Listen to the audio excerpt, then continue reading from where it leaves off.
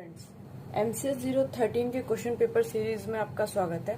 और इस वीडियो में हम दिसंबर 2019 का क्वेश्चन पेपर सॉल्व कर रहे हैं। तो ये क्वेश्चन नंबर 3 का ए पार्ट है। यहाँ पे इसके अंदर हमें एक लॉजिकल सर्किट ड्रॉ करना है और इसके लिए हमें एक्सप्रेशन ये दिए हुए हैं।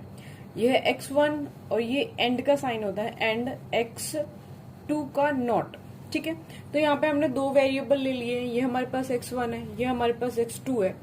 तो x1 किसके अंदर जाना चाहिए? एंड के अंदर जाना चाहिए। लेकिन यहाँ पे x2 का नोट है, तो ये नोट का सिंबल होता है, तो हमने यहाँ पे x2 नोट बना दिया और फिर इन दोनों का जो आउटपुट है इसको हमने एंड के अंदर डाल दिया। तो फाइनल आउटपुट हमारा कुछ इस तरीके से आ गया। ठीक है, नेक्स्ट हमारे पास है बी पार्ट। तो बी पार्ट में क्या कह रहा है? Find the probability of getting the sum 9 और 11 in a single throw of 2 dice. तो सबसे पहले हम 2 डाइस की बात कर रहे हैं। एक डाइस में 6 तक आते हैं, यानी 6 पॉसिबिलिटीज होती है उसकी। इसी तरीके से अगर हम 2 डाइस की बात करें तो 2 डाइस को अगर एक ही बार थ्रो किया गया हो तो उसकी जो टोटल नंबर ऑफ आउटकम्स होते हैं वो हो जाते हैं 36। ठीक है, जैसे कि पहले वाली डाइस में 1 आया, दूसरी वाली डाइस में भी 1 आया। पहले में 1 आया, फिर 2 आया, फिर 1 आया, फिर 3 आया, 1 आया, फिर 4 आया। ऐसे करते करते 6 पे 6 आया, यानी कि टोटल जो नंबर ऑफ आउटकम्स हो जाएंगे वो 36 हो जाएंगे। ठीक है, अब ये तो टोटल नंबर ऑफ आउटकम्स हो गए।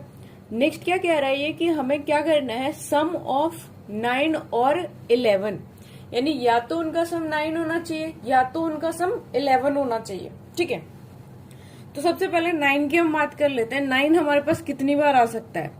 तो यहाँ पे 3 अगर आया पहली वाली डाइस में, दूसरी वाली डाइस में है 6, तो ये 9 हो गया। पहली वाली डाइस में 4 आया, दूसरी में 5 आया, तो इन दोनों का ऐड करके 9 हो गया। पहली वाली डाइस में अगर 5 आया, दूसरे में 4 आया, तो ये भी 9 हो गया सम इसका। पहले वाले डाइस में अगर 3 आया, दूसरे वाले 6 आया और दूसरे वाले डाइस में 3 आया, तो इसका सम भी 9 हो गया। इसी तरीके से 11 का हम कर लेते हैं। अगर पहले में 5 आया और 6 आया तो ये 11 हो जाएगा। पहले में 6 आया, दूसरे में 5 आया, तो ये भी 11 हो जाएगा। यानी टोटल हमारे पास पॉसिबिलिटीज कितनी बन रही है? 6। ये हमारे नंबर ऑफ फेवरेबल आउटकम्स हो जाएंगे। तो नंबर ऑफ फेवरेबल आउटकम्स कितने हो गए हमारे पास? 6। यानी अगर हम 9 का सम करेंगे तो 3 टाइम्स ऐसे आ सकते हैं, 4 टाइम्स ऐसे आ सकते हैं जिनका सम 9 होगा। ठीक है, और 2 टाइम्स ऐसे आ सकते हैं जिनका सम यहाँ पे 11 होगा। तो 6/36, 36 यहाँ पे टोटल नंबर ऑफ इवेंट्स थे, तो 36 यानी 1/6 इसकी प्रोबेबिलिटी हो जाएगी। ठीक है, चलिए नेक्स्ट क्वेश्चन देखते हैं। ये हमारे पास सी पार्ट है इसी क्वेश्चन का, सी पार्ट 3 का C part. A drawer contains 10 black and 10 white socks. What is the least number of socks one must pull out to be sure to get a matched pair. यानी question में क्या कह रहा है कि एक हमारे पास ड्रॉअर है जिसमें 10 ब्लैक है और 10 व्हाइट है।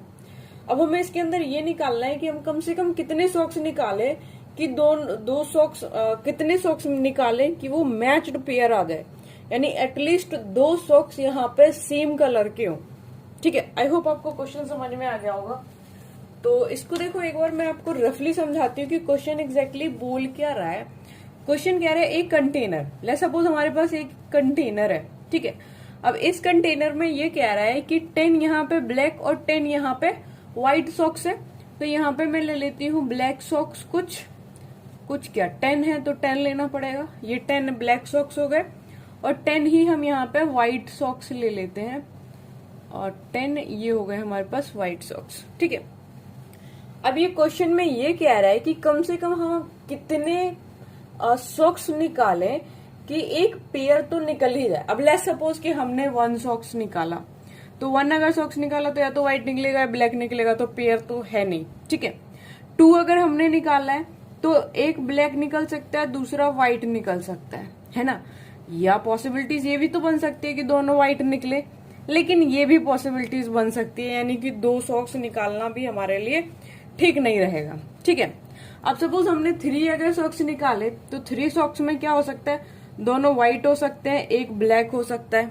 ठीक है, दोनों व्हाइट हो सकते हैं और एक ब्लैक हो सकता है, या फिर दोनों ब्लैक हो सकते हैं, एक व्हाइट हो सकता है। ठीक है, या फिर एक ब्लैक, एक व्हाइट, एक ब्लैक हो सकता है, तो इसमें भी एक पेयर बन जाएगा।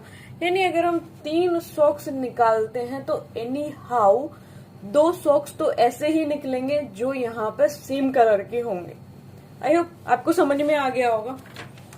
तो यहाँ पे इसका आंसर 3 है, बट इसको करना कैसे है, लिखना कैसे है। तो यहाँ पे हमने क्या किया, लेट कर लिया, लेट सॉक्स पुल्ड आउट, इसको एक सेट मान लिया S1 S2 करके, and consider the function f that maps each socks to its colour C if n equal to, अगर हम n की वैल्यू 2 लेते हैं यानी 2 सॉक्स अगर हम निकालते हैं तो कुड बी 1-to-1 कोरस्पॉन्डेंस, यानी एक व्हाइट आ सकता है एक ब्लैक आ सकता है। But if n greater than 2 then the number of element in the domain S of F is larger than the number of element in the codomain of C। ठीक है, यानी अगर n की वैल्यू हम greater than 2 माने, जैसा अभी मैंने आपको बताया 3 माने, तो यहाँ पे ऐसा पॉसिबल है कि दो सॉक्स जो है वो सेम कलर के आ सकते हैं। तो भाई पिजनहोल प्रिंसिपल, ये हमारे पास एक प्रिंसिपल होता है, पिजनहोल प्रिंसिपल से हमने यहाँ पे प्रूव कर दिया है कि at least 3 socks are pulled out, then at least 2 number of them have same colour. Okay, I hope आपको ये समझ में आया होगा। Thank you.